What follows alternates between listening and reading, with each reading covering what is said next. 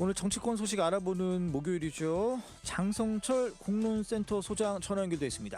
소장님 안녕하십니까? 네, 안녕하세요. 예, 소장님 오늘 있을 이야기 먼저 좀 듣고 싶습니다. 그 네, 대통령 기자회견 오늘 10시에 하지 않습니까?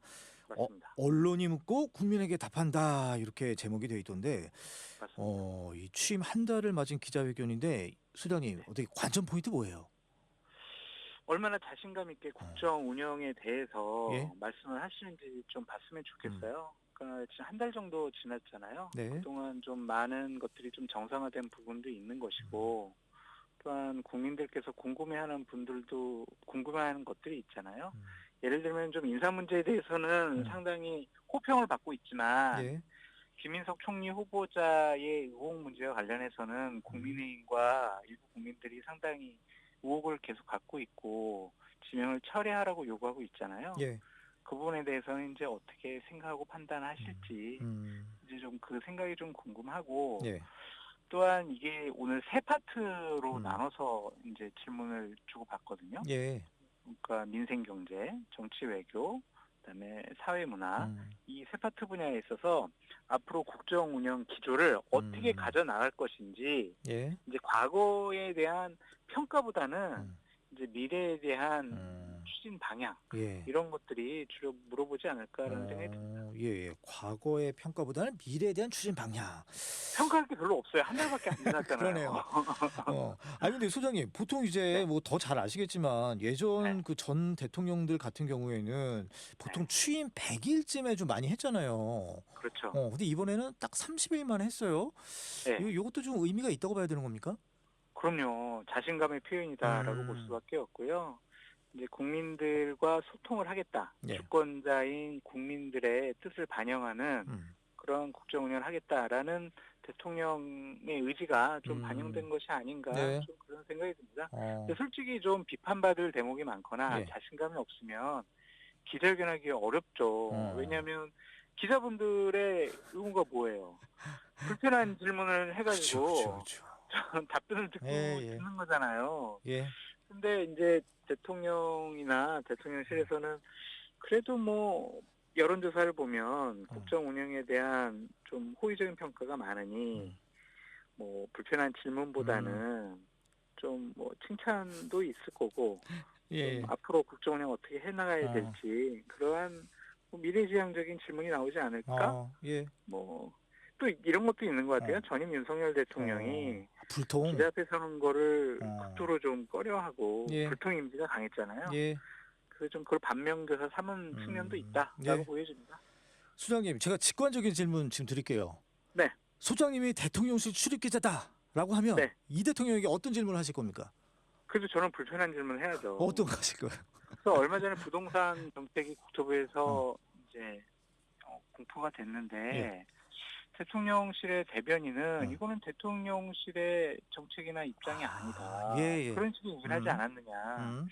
좀 무책임한 발언이 아니냐. 예.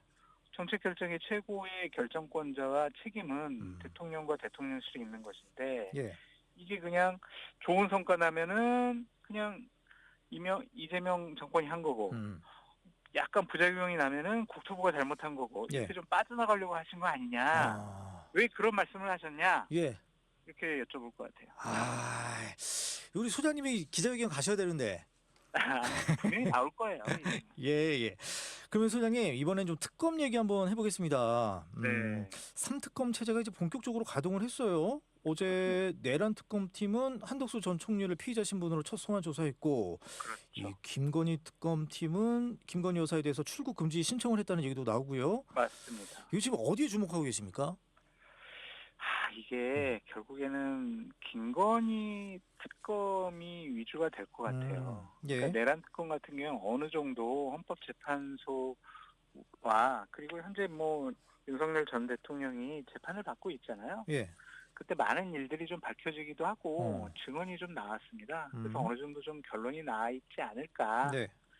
그런 생각이 드는데 김건희 씨와 관련해서는 16가지 혐의거든요. 근데 이게 김건희 특검뿐만이 아니라 최상병 특검과 관련해서도 앞에 가로 열고 김건희 최상병 특검 이 내란 특검도 예. 김건희 씨가 어느 정도 좀 관여된 거 아닌가. 이제 그런 것들 때문에 분명히 최상병 특검이나 내란 특검에서도 김건희 씨를 소환 조사할 수밖에 없을 것 같아요. 아, 그렇군요. 예. 그리고 김건희 특검 16가지 혐의지만 곱하기 2가 될 수 있습니다. 하다 보면 32가지 혐의가 추가돼가지고 아, 조사 기간이 상당히 좀 길어지고 예. 처벌 수위가 높아지지 않을까 그런 예. 생각이 들어요. 특히 이제 제가 주목하는 것은 예. 김건희 특검에서 양평고속도로 노선 변경과 관련한 예. 조사가 진행될 거 아니겠어요? 예. 이것이 만약 사실로 드러난다면 이건 정말 희대의 국정농단이 될 수밖에 없어요. 예, 예. 그래서 저는 제일 주목하는 게 양평고속도로 노선 변경 건이다 하고 맞습니다. 그렇군요. 아니 그러면 윤석열 전 대통령하고 김건희 여사하고 이거 어떻게 동시 구속 가능성 이거 있다고 보세요? 약간 뭐 시차가 여러 좀 있을 것 같아요. 아, 네, 잘못 들었습니다. 시차가 있을 것 같아요. 시차가 예, 예. 아무래도 좀 같이 하면 좀 그 여론도 안 좋아질 거고 이런 거 예상하기 때문이에요. 여론이 안 좋아진다기보다는 일단은 저는 윤석열 전 대통령이 먼저 구속되지 않을까 좀 그런 생각이 듭니다. 그러니까 내란 혐의잖아요. 예, 예. 내란 수괴예요. 이거를 어떻게 구속하지 않고 불구속 상태에서 조사하고 수사하겠습니까? 예. 이거는 범죄의 중대성 때문에라도 7월달 내에는 구속이 되지 않을까 그렇게 좀 생각이 들고 7월 중. 예. 네, 김건희 씨 같은 경우에는 조금 조사를 민기적거릴 가능성이 있어요. 왜요? 시차를 아파요. 아. 저 이제 저 병원 가야 되고요. 아파요. 지금 몸을 못 가누겠어요. 이렇게 하면서 예. 좀 수사 협조가 제대로 안 될 가능성이 좀 높아요. 예. 그런데 이제 체포영장이라든지 구속영장이 발부되는 선을 넘지 않은 선에서의 어떤 좀 기싸움이 좀 벌어질 거는 같은데 예. 그래도 이게 범죄 혐의가 너무 많잖아요. 그리고 만약 양평고속도로와 관련해서는 본인 뭐 일가의 부동산 뭐 경제적인 이득을 위해서 국가의 정책 사업을 변경시켰다. 예. 이런 식으로 나오게 된다면 이거는 구속 사유가 안 될 수가 없겠죠. 그래서 저는 7월 달에 윤석열, 8월 달에 김건희 이 두 분이 구속당하지 않을까 그런 생각이 듭니다. 아, 그렇군요. 아니 근데 소장님 뭐 이 아까 기싸움 얘기하셨으니까 드리는 질문인데 이 윤석열 전 대통령 뭐 2차 출석 앞두고 뭐 9시에 출석하네 10시에 출석하네 하다가 9시는 안 되겠고 9시 한 10분쯤 갈게 뭐 요런 얘기 나오고 이거 좀 약간 이게 뭐 기싸움을 넘어서 뭔가가 있는 것 같기도 하고 좀 이해가 안 됩니다. 뭐 아시는 거 있으세요? 여러 가지 설이 있죠. 예. 그냥 기싸움 설도 있고 썰 좀 풀어주세요. 좀 그날 아침에 변호사들하고 지난번 조사 받으러 갔을 때 이제 특검에서 예상치 못한 증거 자료를 내세워가지고 당황했다. 이러니까 좀 아침에 가기 전에 변호사들과 좀 논의하는 거 아니냐. 예. 그런 설도 있고. 10분 빨리 끝내면 되잖아요. 글쎄 말이에요. 예. 하나 유력한 설은 예. 생활 패턴 설입니다. 생활 패턴 설. 이제 9시에 뭔가를 외부 활동을 시작하는 거는 생활 패턴에 안 맞는다. 그러니까 이전에 대통령직에 있을 때도 예. 좀 9시쯤에 그냥 경호 차량 보내가지고 그냥 먼저 가라 그러고 본인은 10시나 11시쯤 출근했다. 이런 언론 보도가 많이 나왔잖아요. 예.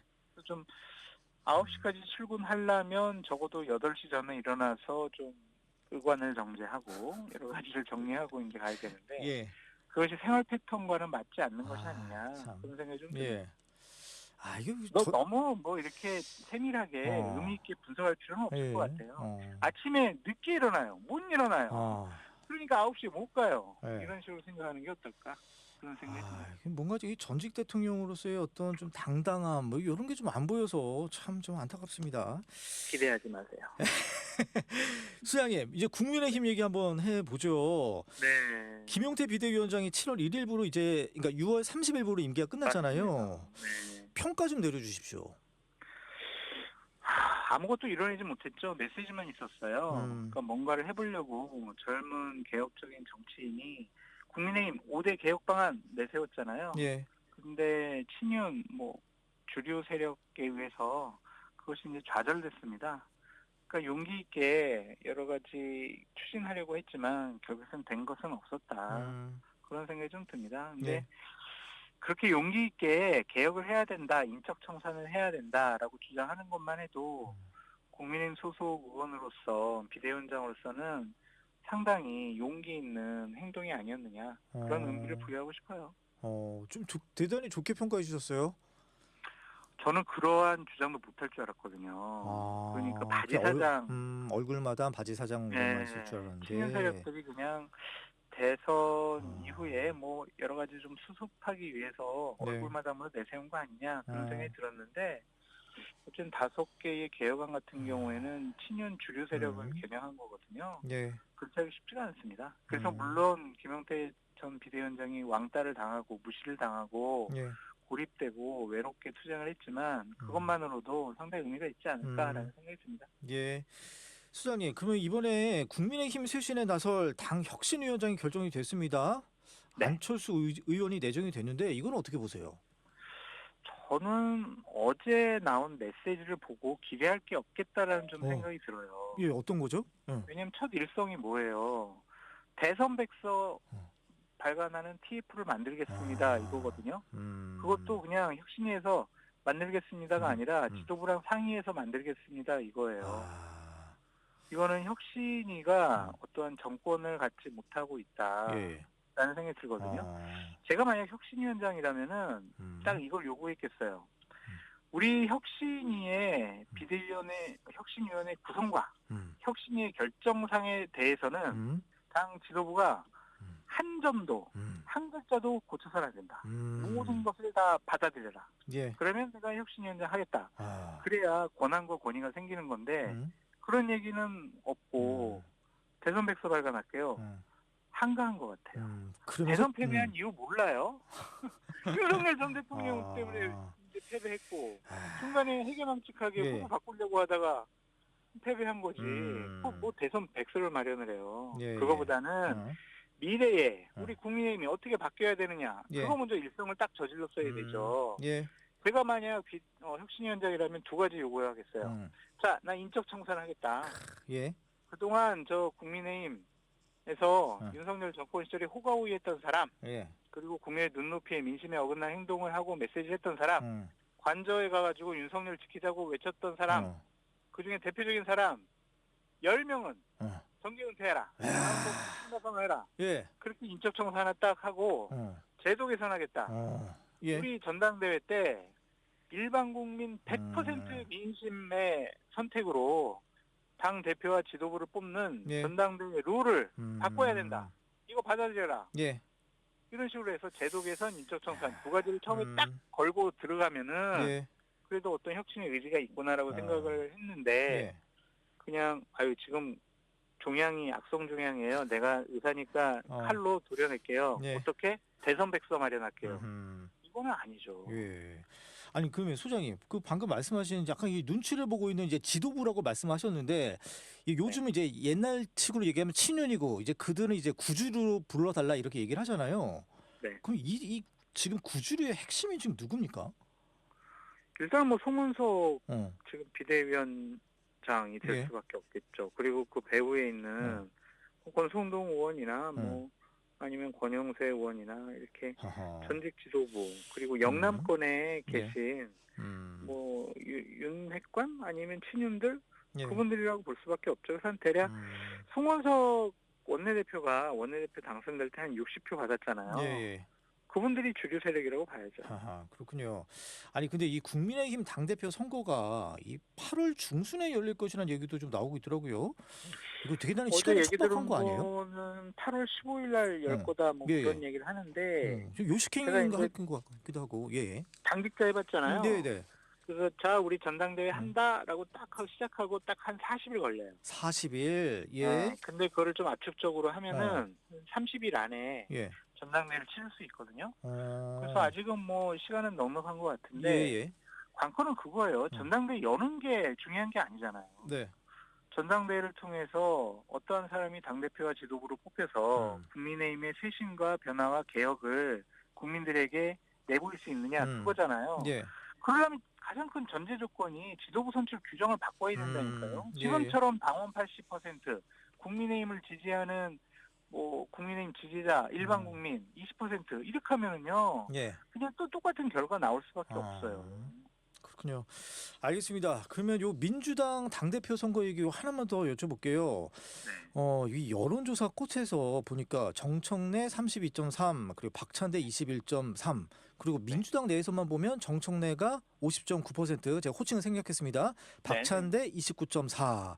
네, 이거 자세한 거는 이제 중앙선거관리위원회 홈페이지 참조하시면 될 텐데, 요 수치 보면 정청래 이 의원이 좀 우세한 것 같아요. 어떻게 보세요? 이거 김어준의 파워입니까? 어심과 명심의 대결에서 일단은 김어준의 어심이 예. 지금 더 뭐 크게 작용하고 있다 이렇게 봐야 되겠죠. 아, 지난 금토 일요일에 예. 그 영종도에 그 한 호텔에서 예. 김어준 씨가 행사를 개최를 맞아요, 했어요. 맞아요. 예. 거기 이제 정청래 의원 이제 음. 원샷 때려줬잖아요. 박찬대 의원은 지방일정 부분에 붙어기도 했는데 예. 김어준 씨가 정청래 의원을 상당히 좀 미는 거 아니냐. 그것을 이제 민주당의 당원들, 권리당원들이 어떻게 판단할 것이냐 예. 좀 지켜봐야 될 것 같은데요. 예. 저 어제 정청래 의원 잠깐 뵀거든요. 네네네. 그래서 아부했습니다.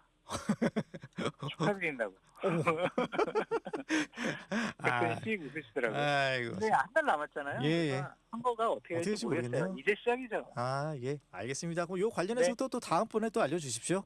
알겠습니다. 예. 그럼 지금까지 장성철 공론센터 소장이었습니다. 고맙습니다. 감사합니다.